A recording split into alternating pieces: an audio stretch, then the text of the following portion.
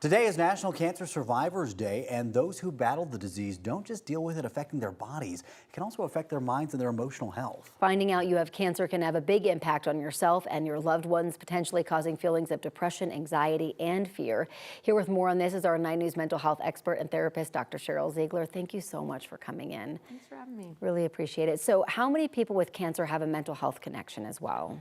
Yeah, they say upwards of a third. Wow. And so that can be, it could be that you had a pre-existing condition, you already were experiencing maybe some depression or anxiety, then you get the cancer diagnosis and then things get worse because lots of people are undiagnosed, you know. But what happens is there's also the people that come in that don't have a mental health condition. And as a result of, yes, the fear and the isolation that you can feel, you can develop symptoms of depression, anxiety, but everyone's really focused on the physical part. And so the mental part oftentimes just gets pushed to the side. Yeah, I'm surprised about the people that don't develop any mental health issues if they have a cancer diagnosis. Are there any barriers to care, though?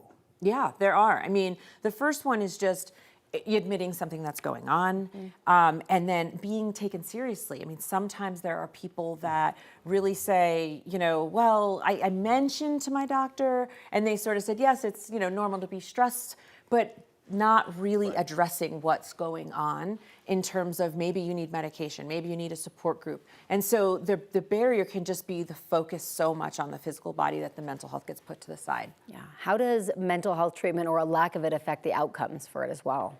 Yeah, so the research studies are really interesting. So on the one hand, if you do get mental health care, they show that there's better survival rates, there's better rates of really thriving through it and not having mental health issues, being able to stay healthy. And then there's also research that says if you have mental health issues during cancer treatments and you don't get care, the outcomes are actually worse. So they are studying how the impact of addressing these things impacts the actual treatment, and I think it's really important research to shine a light on, to keep doing more of, and for people to be aware of. And this is exactly why, you know, support groups exist. People who have also, are either also going through cancer recovery or battling their own cancer, to be around people that you feel like understand you. Yes, I think that's the key. I think that once you go through first the initial shock of the diagnosis, then you start getting treatment, whatever that treatment might be. If you get, let's say, even chemotherapy, there is, you know, this idea of chemo brain, right? And so that affects your, sometimes you do feel a little bit foggy, you're a little bit slower,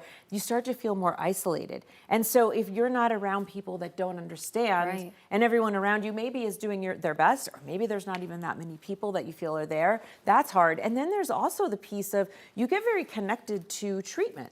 And so the doctors, the nurses, the routine, and once that goes away, you know, it's thought of as a big celebration, but for some people, they feel a little off. You lost your community. Yeah, those were my people during this time, and they feel scared too. Like, I think I need to see them more. And so it's really complex from diagnosis all the way to surviving. So I know today's a day of celebrating the surviving, but hopefully people can appreciate all the aspects around this. Absolutely. Dr. Cheryl Ziegler, thank you so much for coming in. All right, let's get